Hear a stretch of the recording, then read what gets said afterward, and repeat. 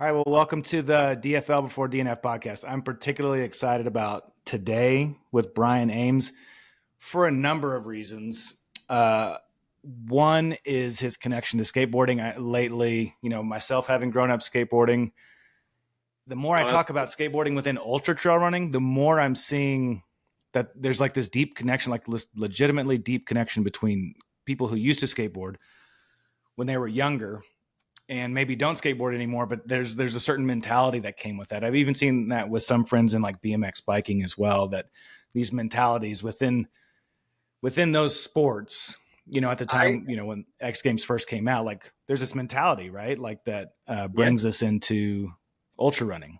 I've seen that as I continue on all of the separate journeys, I have seen more similarities between what I do and everything, like skateboarders have become ultra runners. Yeah. And then like sort of the experiences that you have in like eating spicy foods, hot sauce, things like that. Honestly, there's just a lot of like similar mindsets when it comes to all of it, Like, yeah. I get it. I love it. And so, we cross paths on Instagram. I think trail running on Instagram is strong. Mm-hmm. And it's the place to be for that, to find out what's going on out there. But yeah, you're particularly interesting because your world comes by way to me initially just as a kind of a hot sauce fan. And I'm not like center of the target hot sauce fan. I'm a fan. So I came across you there. Then I see that you're an ultra runner, and it's like kind of the perfect marriage of everything. So before we jump in, I see that Cincinnati hat. Is that where you're from? Is that where you live? Yeah, I'm from Buffalo, New York originally, but okay. I've been in Cincinnati most of my life. I moved here when I was 9, so I've okay, because you don't sound like someone from Buffalo. No, I lost the northern accent a little bit younger in life. Nice. What brought you to Cincinnati? Where are you? Where are you? I'm in Salt Lake City, but I'm originally from Lubbock, Texas. Okay. But I've been here for 22 years, so I lost my West Texas accent. Gotcha. I really tried hard to lose it. My father moved us here when I was 9. My father worked for Kellogg's, and Kroger grocery stores are based kind of out of they're from Battle Creek, Michigan, but their headquarters here is in Cincinnati. And right. My father was in charge of like the Kroger account for Kellogg's, basically. So moved us here. So did you inherit the Cincinnati teams? Are you a Bengals fan and obviously a Reds fan? Yeah, I'm a big Bengals fan, big Reds fan. I'm still like a Buffalo Bills fan. It's funny, like my dad, when he would go to like a Bengals, when the Bills and the Bengals would play, he would like wear a Bengals jersey and a Bills hat. And nice. Get a bunch of crap for it at the same time, but he didn't care. Nice. So, how old are you? 39. Okay, so you were around in those years, those difficult years for Buffalo when they I was at 4 Super Bowls? 4 in a row. I was at the third one. The first time they played. Yeah, first time they played the Cowboys. Michael Jackson did the halftime show. We got smoked. My gosh. We got smoked. I can't remember the score, but it was not close. I was 9 years old. I'm 41. Okay. And I was a diehard Cowboys fan. So those were.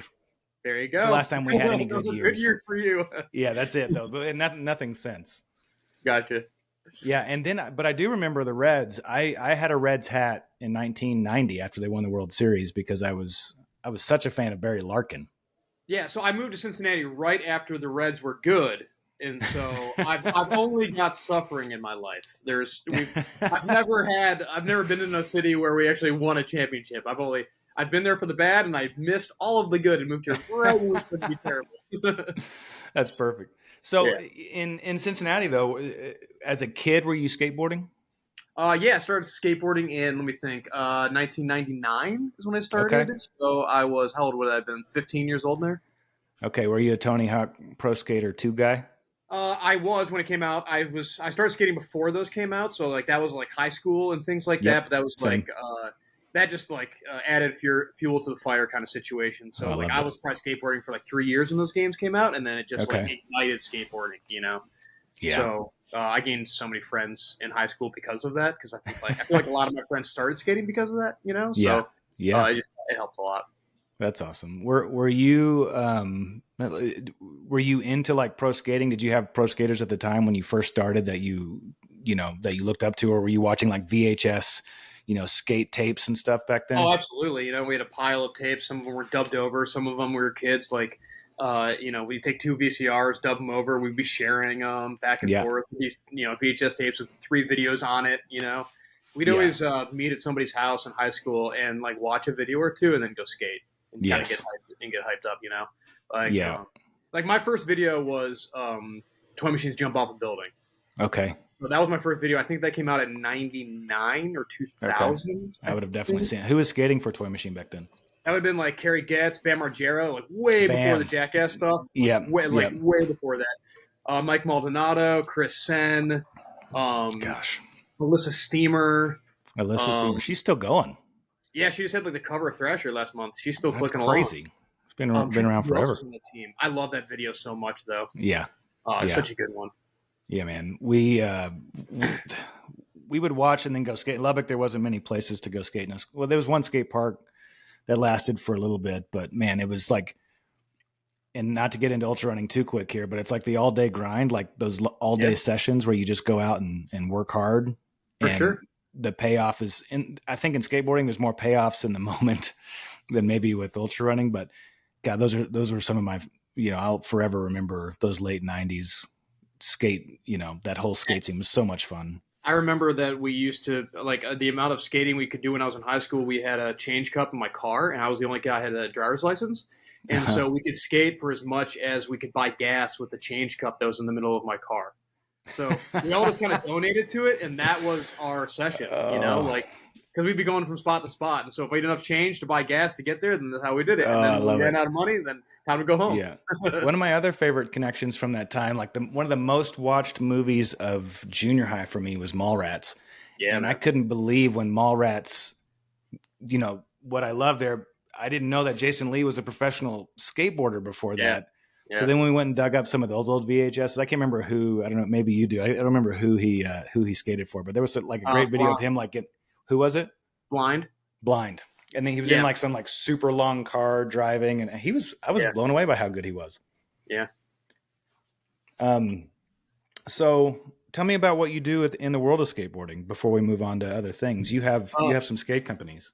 Yeah. So I own 2 skateboarding companies. I own a skateboard company called Revive Skateboards and also Force Wheels. So we in Cincinnati, we just do distribution out of our warehouse here in Cincinnati, but my business partner, Andy Schrock, he got really big on YouTube, like right in the beginning. Okay. And he started making like kind of just like funny skits and funny skateboarding related stuff. Uh-huh. And people were like, hey, you should like make some skateboards, because he's always doing skateboard stuff. And so it was like that same old story where like you make 50, sell 50, buy 100, sell them, buy 150, and just keep on going. Yeah. And he was getting super popular on YouTube, and we were really good friends growing up.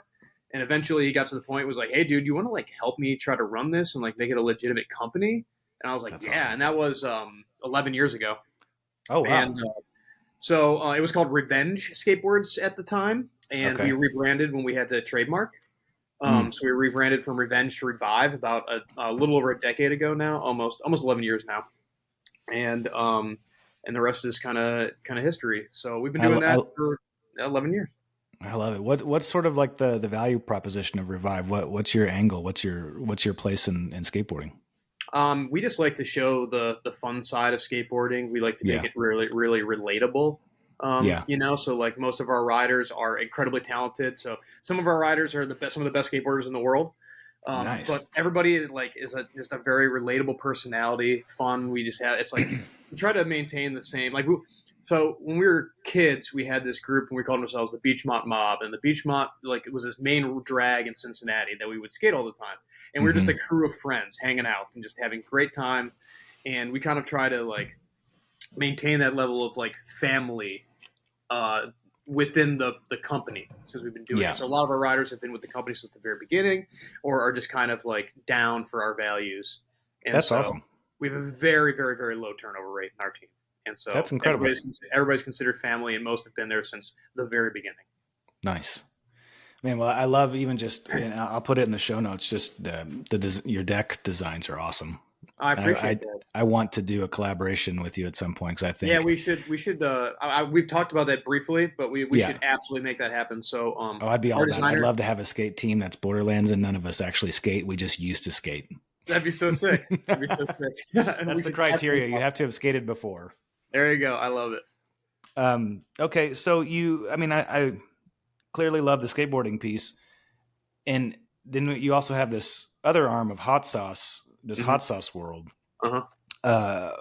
First, tell us about that. Then I'm curious of the connection, like where like the Venn diagram overlap is between the things that you do. So like, okay, so hot sauce. So like Andy, my business partner, he was super big on YouTube, and I wanted to kind of like find my voice on YouTube and like make my own channel and figure out like, you know, what I want to do. And so I was like, oh man, I don't know. I felt weird at first, like having a camera pointed at me. Like, I'm so awkward on a camera. I don't want to do this. And so like I held off for the longest time. And I would be in all of these guys' videos all the time. And so I got a little more comfortable, and I was like, all right, it's time to launch my own channel. Now, what do I want to do? And so I was like, you know, I don't know. I like spicy food. And so this was in like 2017, I think. And 17. And the Pocky One Chip Challenge, like the very first one had just came out, if you've heard of that. And it was the very first one. It was like Pocky as a brand had just launched. And so I was like, I don't know, I'll do this because I think it'll be super hot and people are going to love to see me suffering on the internet. And so we took like a slice. We take that chip and then actually put like a slice of an actual Carolina Reaper on it, which is like way hotter than I should have done for like a first video. Yeah. And so I eat it with Andy, he's my business partner.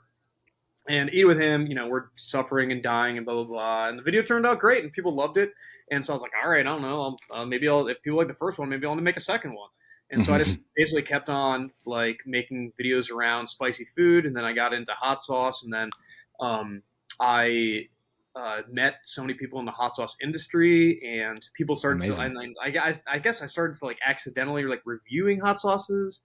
And then people, and like I've got a somewhat culinary background, like I worked in restaurants. Okay. And but I have like no formal like tasting, you know, stuff. But I would have opinions on hot sauce, and people started to like understand my opinions or appreciate my opinions a little bit, and then, you know, started talking to a lot of hot sauce makers, and then all of a sudden I'm kind of like this slight voice for the industry, and so awesome. I've more just like completely fallen in love with it. So I just have a really deep appreciation for the hot sauce makers that are making really high quality stuff, and it's a wonderful industry full of wonderful people. I mean, I assume it's probably like other items that sort of grew up in the last 10 to 15 years where there was like the mass produced stuff and everybody was into it. And then all of a sudden there started to be like local market makers, farmers market type vibes of that sort of stuff. Is that kind of how that's evolved? I see it sort of like how craft beer was like 5 to 10 years ago. Yeah. So like in Cincinnati, like, you know, 10 years ago, there's probably like 2 breweries. And now I think there's over 100 breweries in Cincinnati, you know? And so I think that hot sauce is kind of like in that same like trajectory where it's like, it's catching on right now. It's not as big as like craft beer is, but I think it's getting big. The industry is growing more and more every year. So it's just going to be a bigger force. Yeah. And I saw that you did you release your own? Yeah. So I've got 2 full-time sauces and then one like very limited release. But I've got a good friend who owns a company called High Desert, and they're in Tucson, Arizona. Oh, nice. And we like the style of sauces that we enjoy align really well, and he doesn't cut corners on quality, and he's a genius when it comes to flavor profiles, in my opinion. Yeah. And so I never wanted to make a sauce, but we were talking, and I was like, you know, maybe we can do like a limited run, but I want it to have exactly these ingredients because these are the things that I think are like perfect in my ideal hot sauce. And if you agree that we can like put these exact ingredients in there and it has this exact color and this texture and flavor profiles, and if you think this would work, then let's try it. Because I always thought it was going to be like a conflict of interest that I'm going to like release a hot sauce and review hot sauces simultaneously. And I didn't want to like have any, like, I didn't want to lose the trust of the people that watch the videos. Yeah, totally. And it went fine. And on the trust side, and people loved the sauce, and the first batch sold out super fast. The second one sold out insanely fast, and amazing. It's just kind of been. What are you calling it? It's called Ghost of Saffron. Saffron. It's a taco sauce. It's got a lot of roasted flavor profiles. In Tucson, he does He does a lot of fire roasted ingredients. So it's gonna have a little char in there, a lot of body to it. It's got ghost peppers and Scotch bonnets, which are my 2 favorite, and they've got this like weird yin and yang burn to them. Saffron for a super premium ingredient, and then we've got a hotter version of it because I knew that people were going to want a scorcher. So we made a hotter version, and then we did a limited one called Cafe Mole, which is a a coffee mole sauce.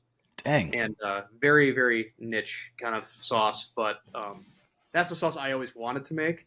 And but not many people know what Appreciate like a mole is. Yeah. And so I knew it was going to be kind of like a specialty sauce. But people have had it, have loved it. Yeah, we have good. Now I'm blanking on it. Moles are primarily from which state in Mexico? Oaxaca, maybe. Oaxaca. Yeah, we had a really great Oaxacan fine dining restaurant here in Salt Lake, and then some other just like not quite street food, but man, just great moles. And I was just in Austin a couple weeks ago. I went to another Oaxacan fine dining. I just love it. Moles, delicious. Oh, it's. I'm always searching for if it's on the menu. I'll ask them if it's a good mole, and they say if they always like, do you recommend it? And if they recommend it, I always get it because there's either good mole or there's everything else because it's normally really bad because there's so many ingredients in it. It's got to be consistent from top to bottom. Exactly. So if you don't want that to be like a sweet chocolate syrup kind of thing, if it has like that complexity and you care about it, then it's normally going to be pretty good. So I'm always on the search for like the best one. Yeah. If you're in Salt Lake, there's a place called Red Iguana that's like a top go-to place, and they have like a dozen moles that are all very good. I wish I knew that prior. I'm in Salt Lake. I don't know. Not maybe I don't know, once a year maybe. So really? I'll try to check it out. I'll take you. So where does ultra running come into the mix for you? You're obviously busy. You're spinning a lot of plates.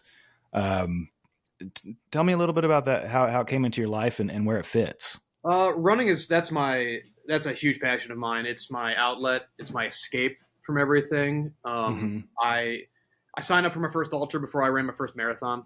I ran my first ultra 5 weeks after my first marathon. My first marathon was in 2018, and I ran a 50K like 5 weeks after my first marathon. And then I just jumped in hard. And so I love it. I love the long distances. I love hills, anything that can bring you to like the really mental side of ultra running where you're living in that world where there's like a journey, and it gets really hard and you have to make it through that journey and you make it out on the other side of it, that mental space that you go to and those really long efforts. That's what I'm always chasing. And that's where my most happy place is.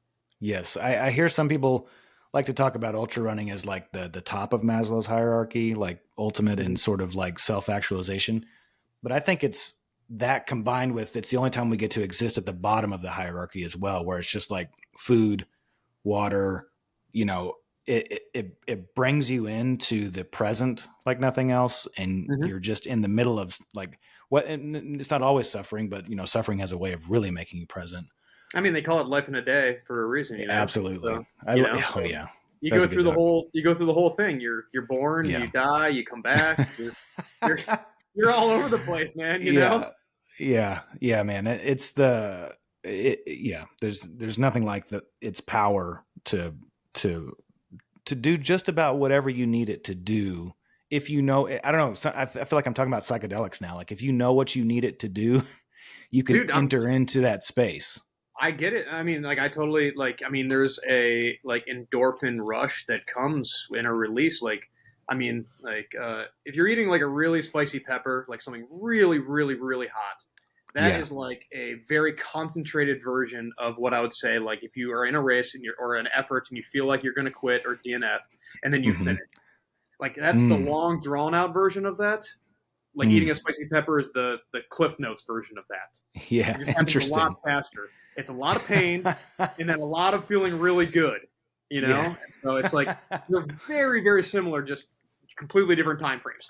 With eating the spicy pepper, do you get the same sense of accomplishment when it's over? Like maybe not the same, but like, is there a sense of accomplishment? Like I did it. Yeah, absolutely. Once the power of the pepper kind of leaves your body, there's like that endorphin rush that that you get. Like there's a sense of like release that's happened. We've made it through this like really hard thing, because sometimes it's just like ultimate suffering where you just have to like sit there and kind of like channel it and just become aware of how like much it might be hurting in your mouth. And then just know that it's going to be over, and eventually it will, and you just feel a lot better coming out on the other side of it. And there's no once it's the difference. So here's as we start to talk about endurance through things, in an ultra trail run, there's DNFing. Once you eat the pepper, you're in it to the finish, you can't like really it or DNF. not. You can't really DNF it. What is the what are the strategies of enduring like the hot pepper? Like you said, you just get real focused, you get real still. Like, how do you? What are the strategies there? I try to like the best thing I like is to try to stay calm. If you're eating something like truly spicy, and just embrace it and kind of like let it in, kind of thing. And if you can embrace it, it makes that suffering part easier. It's when you kind of like get a little scatterbrained or you have like a little bit of a panic or something like that. That's when it can feel more intense than it really needs to. So normally, I try to just kind of like sit back, I cross my arms, I close my eyes. Sometimes it's not very good for content on YouTube, but and they really want to see you, flying around, waving around and stuff like that. Totally, dumping milk on your face. Yeah, exactly. And there is a little bit of that too. But if you can just embrace it and accept it, then it normally goes a little bit easier. You can control your heart rate a little bit better, your breathing, that kind of thing, and you know that you're going to be completely fine because these things can't really hurt you unless you have like some sort of like pre-existing cause, like high blood pressure. Oh, that's an interesting take. I've never thought about like that. A pre-existing, it's okay. Like absolutely, it's going to exacerbate that because heart rate's going to go up. Sure. Blood pressure, things like that. Yeah. Other than that, you're just turning on pain receptors. So, man, if somebody jumped into the podcast 60 seconds ago, they wouldn't know that we were talking about peppers. They would think that we were talking about ultra running. Like it is so. There's so many similarities, man. Yeah. Like the closing your, like embracing it. Like so many, like my story is I've tried 8 100 milers. I've finished 1 of 8. I've DNF'd 7. And I'm out. Zion, the Zion 100 miler. I've done it 4 times total. The one I'm going back again next month for number 5. I love the Zion Desert. That's amazing. I'm obsessed with the Zion Desert. That's amazing. I've never been to the. Go ahead. I've never been there. I would love to check it out. I'm a desert, fanatic, and to me, the Zion Desert, there's just something about it that there's something about the way I feel when I'm in the desert. I can't explain it. I just love it. I've been close. I've been to I've done a backpacking trip in Canyonlands, and so yeah. And super I close. It's like going to Mars. It's crazy. Yes. So much red. Yeah. This race company is called Vacation Races, and they do a race in Bryce also that literally takes you to like at Disneyland. They have a ride that's named after this area in Bryce, and everyone's going to know it who's listening. I can't think of what it's called, but it's essentially looks like Mars. Okay. And it's Bryce. Like to ever do just like a really killer ultra on Mars would be to do like their Bryce. They have a 50K, 60K, 50 miler, 100 miler. It's awesome. I would love to come out and do something like that. Most of my races are pretty close to home for me, like where I'm at. Yeah. What's the scene like in Ohio? Great scene in Ohio. We got an amazing ultra running community here. Really? That's great. Like the 2 leading backyarders. Harvey Lewis. Is Harvey there? Okay, that's cool. Harvey's in Cincinnati, and then Jen Russo. She's the female world record holder. She's here too. No way. So, yeah, we got both of them here in Cincinnati. And so, this is ignorance on my part, but I'm stereotyping Midwest. It's fairly flat there, yeah? Or is there hills? No, we live in Ohio River Valley, so we do have hills. Our hills are just they're short and unforgiving. So it's not like the mountains out. It's not like the mountains in the Appalachian. It's not like the Rockies where you're going to be able to get those thousands and thousands of foot climbs. You're going to get a stupid amount of 500-foot climbs just over and over again. So, and we don't do switchbacks. So you go straight up them here. So it just takes a little bit of work to get the elevation. Yeah. But you can get all kinds of climbing here. It makes sense for Harvey and Jen also to be in a place that, relatively speaking, is flat compared to the places you just named, like the Rockies and the Appalachian. Mm-hmm. But maybe there's a lot more ability, like you're running a lot more. You're not climbing as much as, say, like in the Mountain West or something like that. So to get these like these people who can do those backyards, how many times did Harvey just do it? Like he had 450 miles, so I'm not really sure how many yards that is, but 109 or something like that. Yeah. I'm gonna get. Have you done one of those? Yeah, I bought my. I did Ohio's backyard last year, and I'm doing it again this coming in about 5 weeks. It's the Nice. last year. It was the worst race I've ever had, and so I need to go back. I need to go In back. what way? Just I expectations? Yeah, I'm really hard on myself when it comes to like the things I decide to take on, and I'm Yeah. normally really good on the mental side of it. And the backyard broke me, and that was the first time I'd ever experienced that. And so I want to go back and kind of prove to myself that I can go farther than I went last year. What are you doing different going into it than last year? So last year I DNF'd at 92 miles last year, and it got really cold. It was like 10 degrees outside at night, and I realized that I wasn't running my own race. I was running with a really good friend, and so normally I can put myself in this like hyper focused mental state of getting the task done, and I think I've realized that like by not doing it the way that I would be doing it, I wasn't able to kind of like lock myself into that zone. And then I got into like a little bit of a like non-believing kind of mood, and it's so easy not to stand up there because you only have like 4 or 5 minutes between you're going. It's a brilliant race model. Yeah, it is so much more brutal than I thought it was going to be. Yeah. And so I think I'm just like, year one was a lot of like understanding, because it was my first one, and it's a really good understanding of how the format's going to work, and like how I need like the crew to be, and how I need to like plan on my side, because you have to have such solid crew. You have to, like, in my opinion, you have to take like all of your own choices just out of the question. You got to just, somebody hangs out with you, they hand you a bottle, and that's what you're taking. Like, there's no, what do you want? There's no time for that. There's no time. Like that 4 to 6 minutes you get between loops it's like, it feels like 30 seconds. There's no Wow. Yeah, I want to do one someday. I have not done it. Would you say, you speak fondly about it, is the backyard more your thing than say like a 50K or 100K, or are you kind of about all of it? I like all distances. I just become like, I kind of become like hyper focused on like one thing simultaneously. So for a while, it was this like particular route that we have in Cincinnati called the Power Lines. It's like our local training ground, and it's got a lot of hills, and that's where we all train for hills. And I was like obsessed with it, and I started doing like every distance on the Power Lines. And once I had, once I finished what I wanted to get done on there, now it was time for like a new thing to kind of like think and really like challenge myself to, and the loop part doesn't really bother me. So I'm like, like I feel like I enjoy the mental struggle of these things, and I just think that like a backyard format would be like fit my personality and work for me. And so I'm very, very intrigued by it, and I want to hopefully meet my goals this year, and then hopefully continue to do them and see what I can really do in that backyard space. Yeah. If you don't mind, what is your goal this year? Do you have a number in mind, or is it a feeling that you're going for? Like feeling like you left it all out there? Yeah. So this year I want to do 154 miles. So I want to make it through the full day. I want to go through the trail again, and I want to do one loop at night, and then I'll feel good. Like that's what I want for my goal. And then I can go a little bit longer. I have to get on an airplane the same day. Oh no. So, I've done that before. It starts on a Saturday, so 100 miles would be Saturday. So I can technically go till like, I could theoretically go to like 175 or 200, and then I'd have to leave to physically get on an airplane. But how long is the flight? Where am I going? I'm going to Arizona.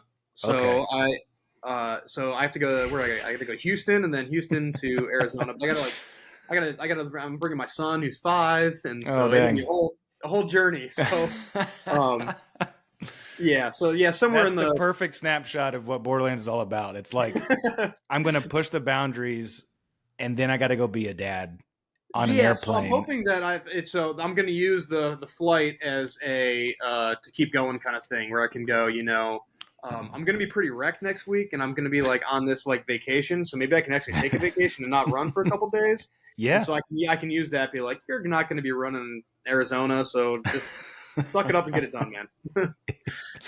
Man, that's great. With all of the things that you do, And I mean, now to know that you're a dad as well. Do you have other kids or just one 5-year-old? Just one.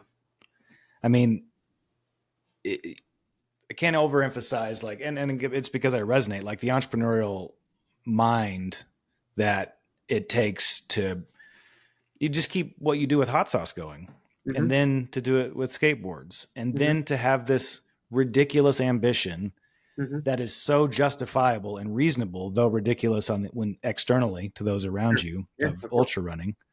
And then you're probably equally as ambitious as a father, because we're not going to do anything that we're not going to like give everything to. Yeah. What else do you have going on? Oh man, I mean, that takes up a lot of my day. Do you have and what I mean by that is from an entrepreneurial standpoint, are things living in the back of your head right now that's like, hey, wouldn't it be cool if I, like, do you still have that dreamer, or right now is everything sort of, I mean, I'm always doing all kinds of stuff. I mean, we have other stuff going on too. Like, I'm a photographer by trade. Before I did all this, and I still have a few photo clients, and so I still keep that going. We have a children's clothing company that I also run, that I do on top of all of this. So there's always a lot going on. So we're constantly just trying to push the envelope, or come out with new things, do cool things, bring ideas to fruition, and there's always an outlet between all of those things. I focus a lot on the hot sauce industry in general right now. I just want to help grow it and make it as big as possible. It's a fantastic industry. Yeah.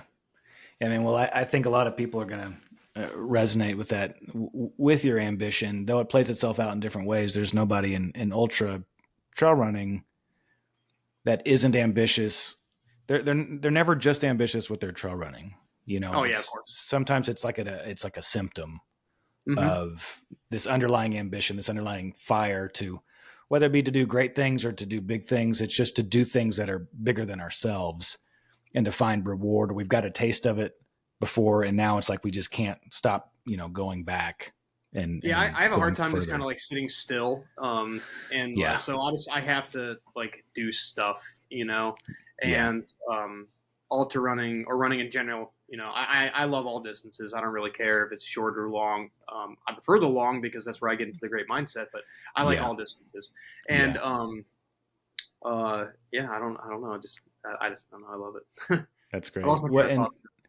You're good. So, and to sort of wrap it up here, remind me again, what's the backyard called that you're doing? Ohio's Backyard Ultra. Ohio's Backyard Ultra. Yeah, it's a pretty competitive one, unfortunately. Nice. Yeah, what do you think the winner will do? Like, what did the winner do last year? Well, last year I think they went. I'm going to get it wrong, but I think they went 208 last year. Okay. I think we had over 30 people at 100 miles last year. Because I was still physically there, and I think they got to 30, and that was the first year that they had over 30 people there. I think that this year the winner will go well over 250 this year, I think. Unless the weather is terrible. Because it's March, and so, like last year we got rain, snow. It got down to 10 degrees. We set up and broke down in the mud. Really? So it was pretty rough as far as, like, the weather goes, a lot of mud, a lot of cold, a lot of changing stuff. So, like, the clothing issue, the clothing stuff was tough. And doing the road at 10 degrees is, that is brutal. And you said 30 people last year? 30 people made to 100. So I think it'll be, and a lot of people are coming back. There's a lot of like really talented people that have gone there. A lot of people that have gone on and done Big's Backyard. Okay. So there's at least two off the top of my head last year were at Big's from Ohio. It's a silver ticket race to get into Big's too. So. Oh really? Okay. Well, man, I love the connection. Even just like as we wrap here, like to think about you saying, setting up for that ultra last year. It's such a community thing, just like skateboarding. What I loved about skateboarding is, like I had my crew that we were always out, and there were other crews in Lubbock, and just a little bit of territorialism, but by and large, when we got over that super quick, it was just awesome to be together. And so I just love that idea of like the community being the thing that's also building the infrastructure, we have participating. we have an incredible running community here in Cincinnati. Yeah. We call ourselves Studs, slowly training for ultra distances, and it's an amazing community. So I've met like some of my best friends doing it. Like I was just in my friend Jacob's wedding like a month ago, and I met him like literally running on a trail, and he's turned into like one of my all-time best friends. So it's just it's amazing. I love it. Well, hey, Brian, thanks for your time, man. I'll put all of your stuff that you got going on in the show notes and definitely send it out when we get the podcast out. But I just really appreciate your time and love what you're up to. And I hope to connect again. Yeah, dude. Thank you so much for having me. You got a lot of big names that have been on this podcast, and I'm humbled to just be in here. So more to come. You are the biggest hot sauce name that we've ever had. Yes. And I highly doubt that there will be a bigger. That's amazing. But thank you so much, man. Yeah, man. I appreciate you. All right. Take care. See you.